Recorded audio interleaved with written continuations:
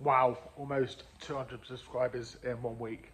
That was crazy. Thank you guys. Thank you everyone for who was following me from before, who's returning, and thank you everybody who's new. A lot of you guys have been asking about the eBay, what happened with the eBay. I'll talk a little bit about that later on, but I still don't really know. I thought I'd quickly show you a little update on what's going on with the shop. I'm currently looking for insurance so I can open the doors to the public, but we are setting up. We've set up quite a bit so far. Just some bits of furniture, just kind of like these parts here need to be measured up and then put up on Facebook so people know about these. Then obviously I said that they have a better audience in America, so we'll have a look at what we can do with that. Got interest in the Oak Bureau already, posted across Marketplace. Interested in a few bits as well, including this sofa here, something I thought I might be stuck with, but that might go. But yeah, we started to set a few bits up. Got a nice conservatory set there. We got a set here of nice chairs, but I need to repair one of the legs, so that's something I'll do today. Nice mirror over there as well, but all of this area here is kind of a bit of a mess still. See, that's the sort of furniture that I enjoy dealing with. I love that sort of like old dark furniture, but it's still a difficult thing to sell. Dark furniture, either people love it or they hate it, and there's no in between. But yeah, the idea is this pallet rack in here is separating from that side of the warehouse to this side of the warehouse. We're gonna board it up across the back, so you actually separate the two areas. I can have a messy area where I store a lot of products. We can have a nice tidy area where everything's gonna be on display, and obviously we can replenish as and when we need to from the other side. But I don't want people seeing that mess, so we will get that blocked off and tidied up. But tidying it is going to be a big job. A little bit of a busy 10 minutes there. I'll say 10 minutes, yeah. Anyway, we had a customer book in for a viewing. They wanted to come and see some fireplaces, so we've just had them come in, and obviously I've just fixed the chair as well, which is quite simple. It's quite nice because that was a free chair. We got that completely for free because it was broken, and I said if you can fix it, it's yours. If you can't, you have to get rid of it. And obviously as a business it costs quite a bit of money to get rid of something like that. But we did have a customer come in, make a purchase. We'll be dropping this fireplace off tonight here. That sold for £100. It's actually brand new, so fantastic price for it. Yeah, some people were messaging me telling me to watch out for the overheads of running a shop. Overheads of running a shop, it's actually the same unit as I had before, which we're having difficulty with at the moment, getting small business rates on, because obviously it's big, but it's also a farm building. So farm buildings tend to be under the bracket of being able to get low VAT, not low VAT, the small margin, what am I trying? Getting small business rates, but we haven't, because the landlord accidentally put it into a different name, which was spelt wrong. So trying to claim the property on HMRC, so then I can apply for re-evaluation and have somebody come down and check out the place, so I can then get business rates relief. So we do currently have a lot of issues going on with that, and it's a massive headache, but we'll get through that. That's absolutely fine. If not, it will cripple us because we don't have the 15 grand they're trying to chase, so we just don't have it. It is what it is. What other overheads? Rent of the building, was paying that anyway when I was doing the eBay. Um, Insurance, yeah, that's going to be a bit of money, but it's not going to be a lot of money. From what I hear, it's not going to be like thousands, it's going to be hundreds. So that one should be fine. When I was selling on eBay, I was at my very highest, I was paying about £5,000 a month in fees, because I was paying about 30% fees with the promotions, plus being a business and everything like that. So we're paying about £5,000 a month in fees on eBay. £5,000 a month as a shop, it's going to be well under that. We're going to be massively under, which means I can sell things for a lot cheaper. Things like this table, I'd have to sell that for £250 on eBay, which it would sell because it's huge. It's solid and it's pine. It would sell for £250 on eBay. I can get away selling that for £150 here, still be making the same money. So that's how crazy it is. Anyway, let's crack on getting this all set up. Okay, let's get down to the interesting bit. Something that I'm sure that all of you want to hear about, and that's the eBay issues.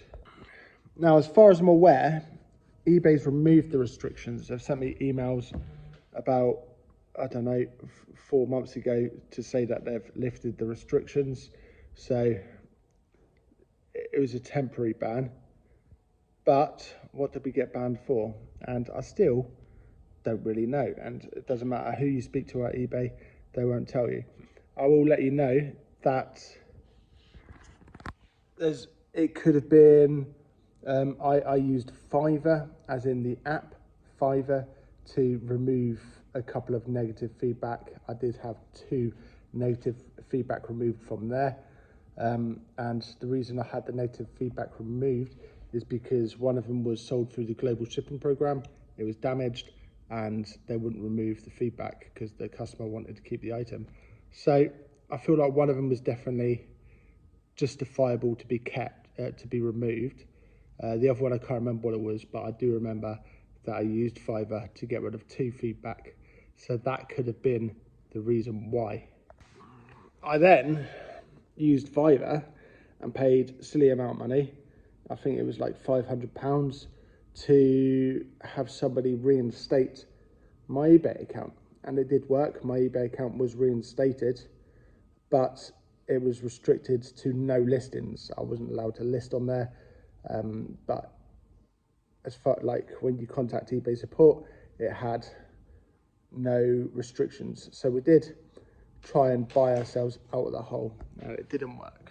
And yeah, other than that, that's me being like open and honest. It's been a while now. Even though eBay said that it was because of not late dispatch, late delivery rate was too high. I don't believe that eBay is going to restrict anybody for having a late delivery rate when you cannot control the delivery teams that are delivering them. Like I was only using Parcel Force and I was only using Royal Mail, 2 of the most respected ones in the UK.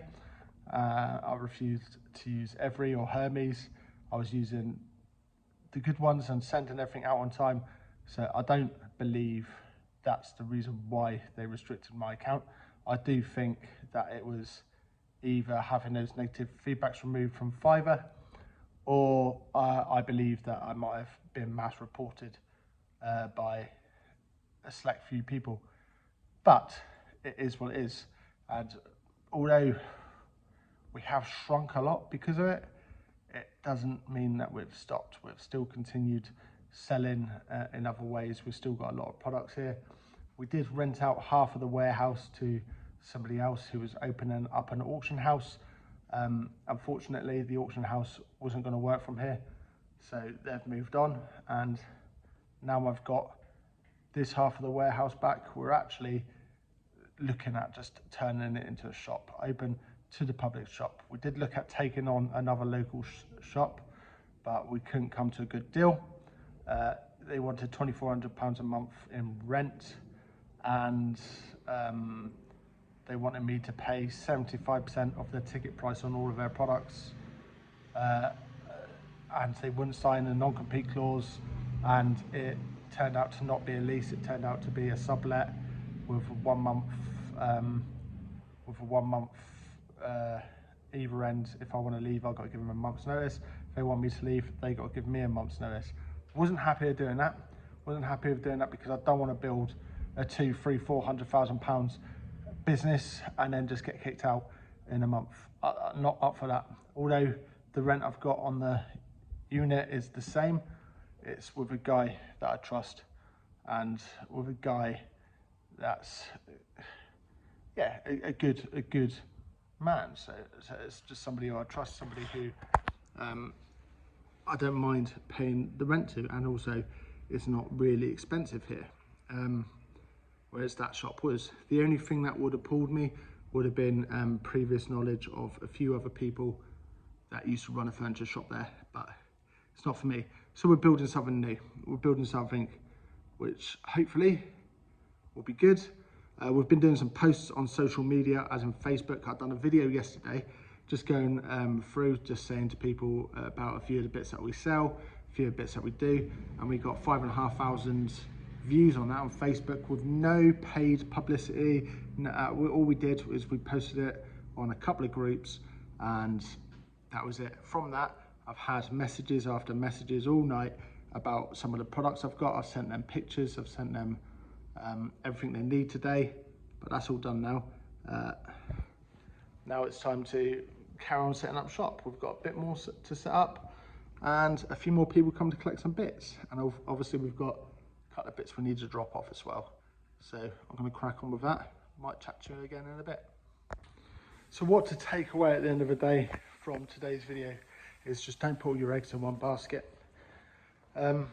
Yeah, obviously I personally am never going to trust eBay to the same extent ever again. Let's go through what we have done today. Sold the fireplace for £100. We just sold a small side table. It was down there. If you watched yesterday's video, it was there. £60 that one went for. And there's something else. We got a man and van job later for £35.